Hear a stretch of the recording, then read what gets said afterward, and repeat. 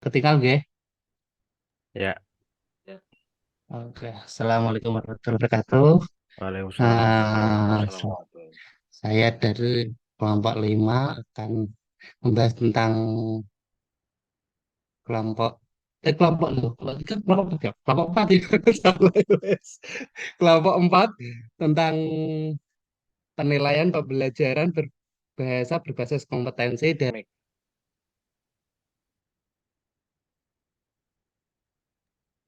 sorry Pak, tak mood. Di sini Pun lewat akan pun. membahas. Hah? Betul ya? Di sini akan membahas 12 poin atau 12 bab. Yang pertama hakikat penilaian pendidikan, kedua penilaian berbasis kompetensi, ketiga alat penilaian, empat validitas, lima analisis butir soal, yang ke enam dasar hasil pengukuran, tujuh skor mentah ke nilai JD, delapan tes bahasa, sembilan tes kebahasaan, sepuluh bahasa reseptif, 11 bahasa produktif, dan yang terakhir bersastra. Oke, kita masuk ke bab satu. Hakikat penilaian. Hakikat penilaian bab satu apa? Kan kayak ketutupan. eh, Sama tak buka punya ketutupan. Bab satu tentang hakikat penilaian pembelajaran. Ada tiga poin. Yang pertama hakikat penilaian, yang kedua langkah pengembangan alat penilaian, ketiga tujuan dan fungsi penilaian. Yang A, penilaian pengukuran tes dan asesmen. Kita ya. Yang A, hakikat penilaian meliputi penilaian, pengukuran, tes, dan asesmen. Eh, udah kok ketutup ya? Ya, ya. Ketutup. Penilaian merupakan proses sistematis dalam pengumpulan analisis dan penafsiran informasi untuk menentukan seberapa jauh seorang peserta didik dapat mencapai tujuan pendidikan, misalnya aspek kualitatif dan aspek kuantitatif. Pengukuran merupakan proses untuk memperoleh deskripsi angka atau skor yang menunjukkan tingkat capaian seseorang dalam bidang tertentu, misalnya jawaban pertanyaan seberapa banyak. Tes merupakan sebuah instrumen atau prosedur yang sistematis untuk mengukur suatu sampel tingkah laku, misalnya untuk menjawab pertanyaan seberapa tinggi kinerja seorang yang jawabannya berupa angka. Sedangkan assessment merupakan proses pengumpulan penafsiran dan sintesis informasi untuk membuat keputusan, misalnya asesmen proyek dan portofolio.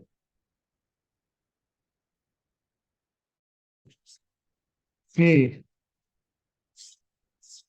ambil buka buku ya Pak, nggak apa-apa Pak. Silakan, silakan. Kali tutupan buku ekonomi. Yang B, langkah pengembangan alat penilaian. Ada beberapa macam.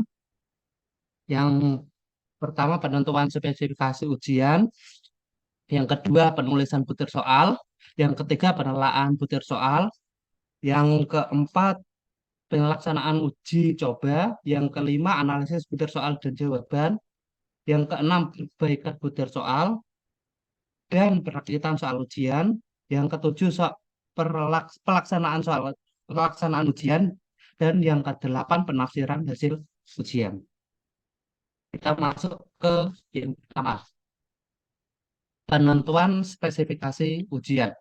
Dalam penentuan spesifikasi ujian atau tes terdapat empat hal yang perlu dilakukan. Yang pertama, penentuan kompetensi dasar. Kompetensi dasar ini dijelaskan dari standar kompetensi. Dalam bahasa, empat standar kompetensi yaitu menyimak, membaca, bicara, dan menulis. Yang kedua, pembuatan deskripsi bahan ujian, yaitu pembuatan deskripsi bahan ajar meliputi materi pokok yang tertuang dalam RPP atau Rencana Program Pembelajaran. Yang ketiga, pembuatan kisi-kisi pengujian, Artinya, sebelum menulis butir-butir soal, maka kita harus membuat sebuah kisi-kisi. Yang keempat, penentuan bentuk soal dan lama ujian. Penentuan bentuk soal, kita penentuan butir soal yang akan dipilih misalnya pilihan ganda berapa menit waktunya 45 atau uraian objektif 15 sedang uraian panjang 30 menit.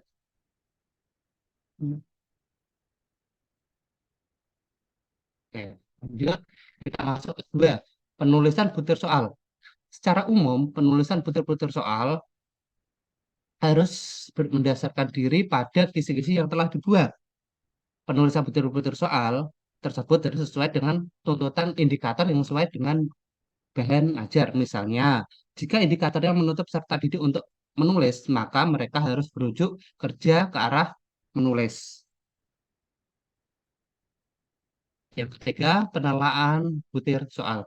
Penelaahan butir soal dapat disebut juga sebagai telaah kualitatif redaksional. Kegiatan ini mengandalkan pertimbangan logika, baik yang menyangkut logika ilmuwan, materi, logika, penyusunan butir soal atau konstruksi, maupun cara membahas. Penelaahan biasanya mempergunakan lembar telaah yang telah disiapkan sebelumnya, dan paling lazim adalah untuk soal objektif dalam bentuk pilihan ganda. Yang selanjutnya, pelaksanaan uji coba. Uji coba adalah pelaksanaan pengukuran dengan menggunakan instrumen tes yang telah dikembangkan.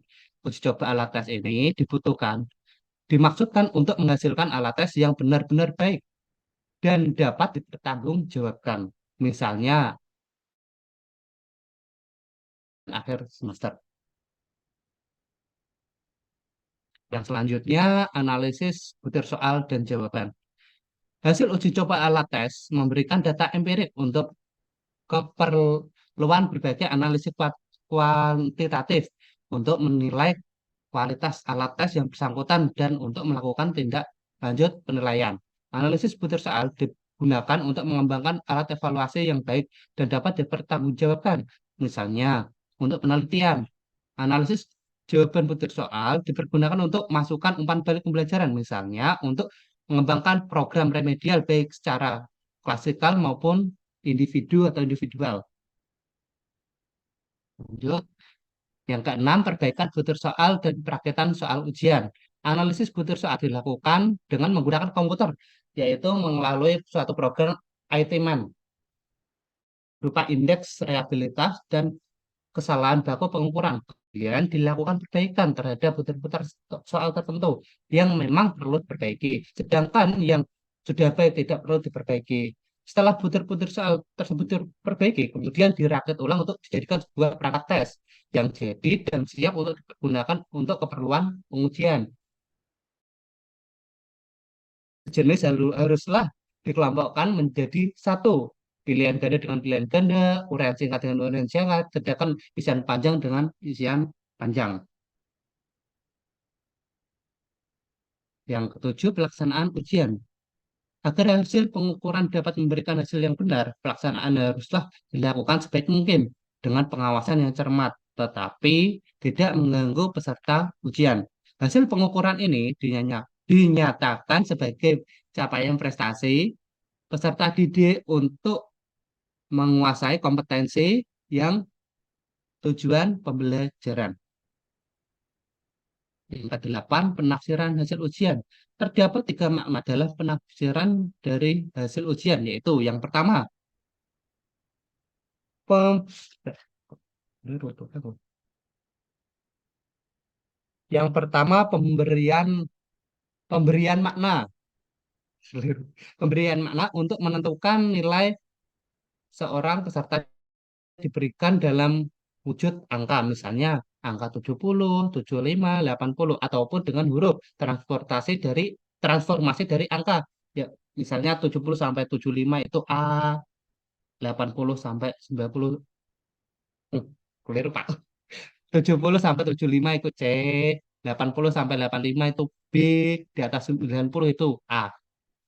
Kedua, skor seorang peserta didik dapat dimaknai sebagai seberapa banyak ia dapat menyerap, menguasai, atau melakukan berbagai kompetensi yang dibelajarkan. Ketiga, tinggi rendahnya capaian peserta didik diartikan sebagai keberhasilan guru pada pembelajaran. Oke, yang selanjutnya yang C, tujuan dan fungsi penilaian.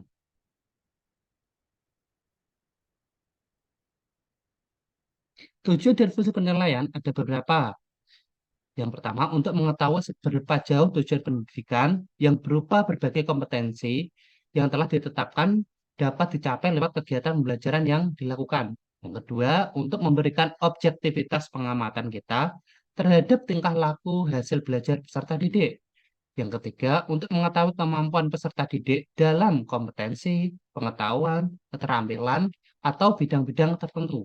Yang keempat, untuk mengetahui dan memonitor kemajuan peserta didik, serta sekaligus menentukan keefektifan pembelajaran.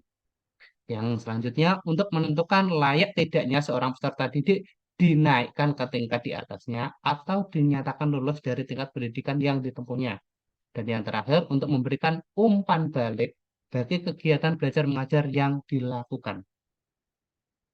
Kita masuk ke bab 2, penilaian berbasis kompetensi atau KBK. Ada 3 sub pokok bahasan. Yang pertama, pengujian berbasis kompetensi. Yang kedua, tujuan dan keluar pembelajaran. Yang ketiga, tujuan dan alat pengembangan alat penilaian. Nah, so yang pertama, pengujian berbasis kompetensi. Ada beberapa tahap. Yang pertama, kompetensi inti lulusan. Yang kedua, pengujian berbasis kompetensi dasar. Yang ketiga, pengembangan indikator. Yang keempat, penjabaran indikator ke soal. Yang kelima, sistem pengujian berkelanjutan. Yang ketujuh, penilaian proses. Yang terakhir, paling titik satu acuan. Kita bahas satu persatu. Yang pertama, kompetensi inti lulusan.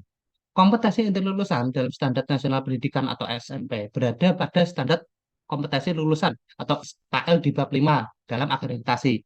SKL untuk jenjang pendidikan sekolah dasar atau SD dirumuskan dalam bab 5 pasal 26 ayat 1 dalam standar terakreditasi, yaitu standar kompetensi lulusan pada jenjang pendidikan dasar bertujuan untuk meletakkan dasar kecerdasan, pengetahuan, kepribadian, akhlak mulia, serta keterampilan untuk hidup mandiri dan mengikuti pendidikan lebih lanjut. Karena di pasal 26 ini ada 4 dan paling mendasar pada SD itu ayat 1 saja.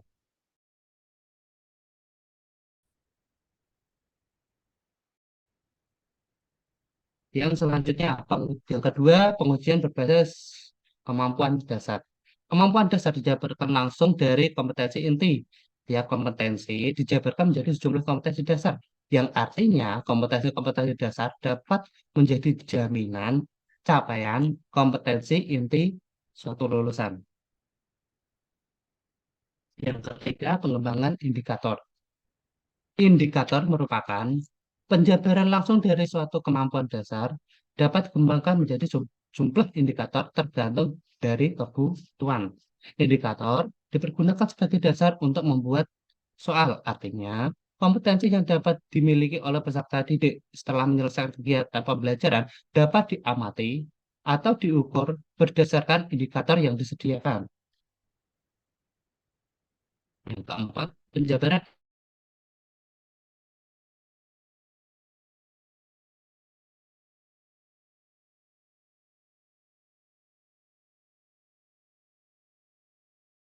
tugas yang harus dibuat untuk mengukur penguasaan peserta didik adalah relatif. Artinya, tergantung pada kebutuhan dan pertimbangan-pertimbangan seperti keluasan, kedalaman, urgensi, atau yang langsung dipakai kesinambungan dan pentingnya sebuah indikator sebagai prasyarat untuk menguasai kemampuan dasar. Yang kelima, sistem pengujian berkelanjutan. Sistem pengujian berkelanjutan menunjuk pada pengertian bahwa semua indikator harus dibuat soalnya dan kemudian hasilnya dianalisis untuk menentukan tindak lanjut. Dalam sistem pengujian berkelanjutan terdapat kata kunci yaitu tindak lanjut. Artinya, sebuah kerja pengukuran Hasil pembelajaran tidak dibenarkan jika berhenti pada perhitungan skor, tetapi juga harus ditindaklanjuti antara lain dengan analisis jawaban. Untuk dapat melaksanakan pengujian berkelanjutan secara terencana, sebaiknya dibuat kisi-kisi pengujian secara menyeluruh yang mencakup seluruh kemampuan dasar dalam satu semester tersebut. Yang selanjutnya, penilaian proses. Penilaian penilaian yang dilakukan sepanjang dan bersamaan dengan proses pembelajaran lewat berbagai macam cara. Penilaian kelas atau classroom assessment dimaknakan sebagai penilaian yang dilakukan ketika kegiatan pembelajaran berlangsung untuk memperoleh informasi tentang peserta didik, merencanakan, dan memonitor proses pembelajaran, menciptakan suasana kelas yang bergairah, dan menetapkan tingkat capaian peserta didik terhadap tujuan yang telah ditetapkan yang meliputi standar kompetensi, kompetensi dasar, dan indikator capaian belajar. Teknik penilaian kelas ada beberapa. Yang pertama, teknik tertulis, meliputi ulangan harian dan contohnya ulangan harian dan ulangan umum. Yang kedua, tes perbuatan, contohnya ujian praktek dan mendemonstrasikan suatu soal. Yang selanjutnya, pemberian tugas di luar kelas. Yang selanjutnya, penilaian proyek berupa penerapan pengetahuan. Selanjutnya, penilaian produk, yaitu hasil kerja dari peserta didik. Yang kelima, penilaian sikap, yaitu perilaku peserta didik tersebut. Dan yang terakhir, portofolio atau kumpulan karya peserta didik selama satu pembelajaran atau satu tahun pembelajaran tersebut. Yang ketujuh, validitas atau acuan kriteria. Validitas digunakan untuk mengukur atau yang akan diukur. Acuan kriteria validitas yang harus terpenuhi dalam hasil tes adalah validitas isi atau konten validity yang diperoleh dengan adanya yang pertama deskripsi bahan ajar, yang kedua kisi-kisi pengujian, dan yang terakhir telaah butir soal. Yang B, tujuan dan keluaran pembelajaran.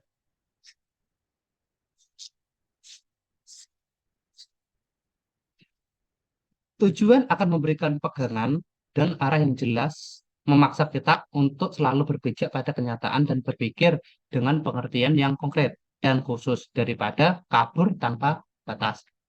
Tujuan akan memberikan pegangan yang kuat bagi guru sebagai pelaksana kegiatan pembelajaran untuk mengkreasikan berbagai pengalaman belajar yang akan dibelajarkan kepada peserta didik. Bagi peserta didik, dengan tujuan dapat memberikan informasi tentang apa yang diharapkan dari kegiatan belajar atau tentang apa yang harus dipelajari. Ini ada beberapa taksonomi dari ini ada beberapa struktur dari taksonomi Bloom. Salah, Pak. Ada 6. Yang pertama, kompetensi mengingat, yaitu aktivitas mengungkap atau mengingat kembali, mengambil revis, sesuatu yang dapat diingat, dan dari memori jangka panjang. Kompetensi memahami atau understand. Di sana pemahaman. Aktivitas mengkonstruksi makna, membangun suatu pengertian dari kegiatan pembelajaran yang disampaikan baik secara lesan maupun tertulis, baik secara verbal maupun non-verbal. Yang ketiga, kompetensi menerapkan atau apply. Aktivitas menerapkan suatu prosedur ke dalam konteks lain yang sengaja diberikan. Yang keempat, analisis, kompetensi menganalisis atau analyze. Aktivitas menganalisis, memecahkan atau memisahkan suatu bahan menjadi komponen-komponen dan menjelaskan hubungan antar komponen itu serta hubungan dengan struktur keseluruhannya. Yang kelima, kompetensi mengevaluasi atau evaluated.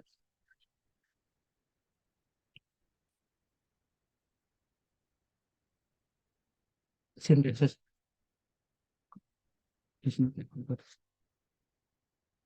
Aktivitas membuat penilaian terhadap suatu berdasarkan kriteria dan standar tertentu yang telah ditetapkan.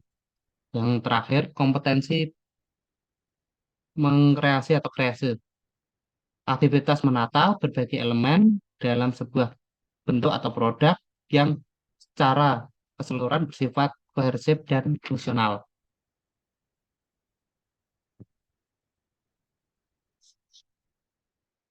Kita masuk ke C, tujuan dan pengembangan alat penilaian. Tujuan pembelajaran dan alat penilaian adalah untuk mengetahui apakah keluaran belajar itu memang sudah sesuai dengan tujuan, yaitu dari tujuan tersebut digunakan untuk aktivitas guru dan aktivitas siswa sehingga keluaran yang mengeluarkan keluaran yang terukur. Kita masuk ke bab 3, yaitu alat penilaian. Terdiri atas 3 sub pokok bahasan. Yang pertama teknik non-tes, yang kedua teknik tes, dan yang terakhir bentuk tes. Yang pertama, teknik non-tes. Teknik non-tes merupakan alat penilaian yang dipergunakan untuk mendapatkan informasi tentang keadaan peserta didik atau peserta tes tanpa mengetahui tes dengan alat tes. Tanpa melalui tes digunakan untuk memperoleh informasi hasil belajar atau informasi tentang peserta didik antara lain teknik kuesioner, pengamatan, wawancara, penugasan, portofolio, dan lain-lain.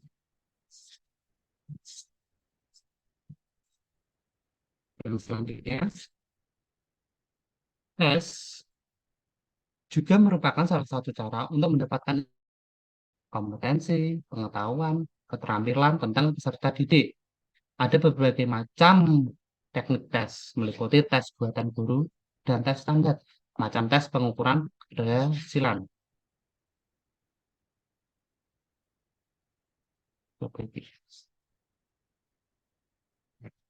Ada 4 macam bentuk dari tes, yaitu yang pertama bentuk tes uraian, yaitu suatu bentuk pertanyaan yang menuntut jawaban peserta didik dalam bentuk uraian dengan menggunakan bahasa sendiri. Yang kedua, bentuk tes objektif, suatu bentuk tes yang menuntut peserta didik hanya dengan memberikan jawaban singkat atau uraian singkat. Yang ketiga, bentuk tes uraian objektif, tes yang merupakan perpaduan antara uraian dan objektif. Yang terakhir, tes lesan atau kinerja, suatu tes yang dilihat dari respon peserta didik dapat berupa lesan dan tes perbuatan. Yang terakhir, validitas, ada validitas dan realitas. Kita masuk ke validitas.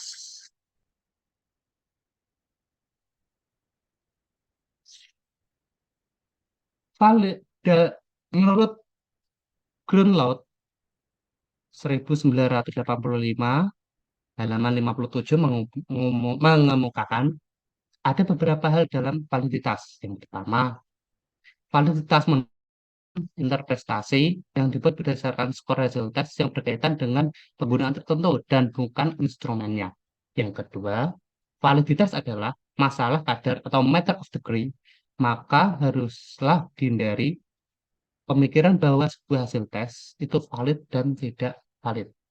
Dan yang terakhir atau ketiga, validitas berkaitan dengan penggunaan khusus karena tidak ada satu tes pun yang valid untuk semua tujuan.